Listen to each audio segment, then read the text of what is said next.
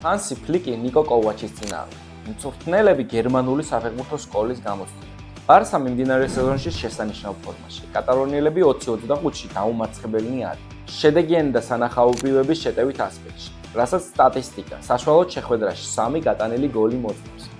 ლა ლიგაში პირველ პოზიციას ინარჩუნებენ. ახლახან ატლეტიკოც დაამარცხეს და კოპა დელ რეის ფინალის საგზურიც გაინარჩუნეს, სადაც მადრიდის რეალს დაუპირისპირდება. თავის მხრივ დორტმუნდზეც ვთქვათ. შუა სეზონში არადამაკმაყოფილებელი შედეგების გამო განთავისუფლებული იქნა ნური შაჰი. იგი ნიკო კოვაჩმა ჩაანაცვლა და სეზონის გადარჩენას ცდილობს. ბუნდესლიგაში გუნდი მე-10 პოზიციაზეა და ევროტურნირების საგზურის გარეშე დარჩენა დორტმუნდელთათვის მიუღებელ შედეგად ჩაითვლება.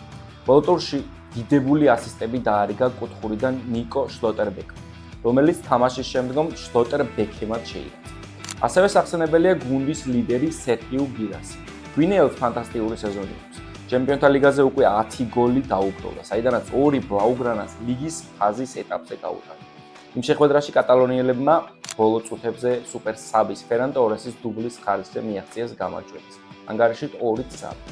მიმაჩნია ამ დაპირისპირებაში დორტმუნდის სწრაფ კონტრშეტევებზე იქნება ორიენტირებული. თავის მხრივ ბარსელონა და ფლიკი არ უღალატებენ თავიანთ სტილსა და ფილოსოფიას. ალბათ მაინც კატალონიელთათვის ამ კონდიციაში მყოფი დორტმუნდი მარტივად გადალახვადი ბარიერი უნდა იყოს.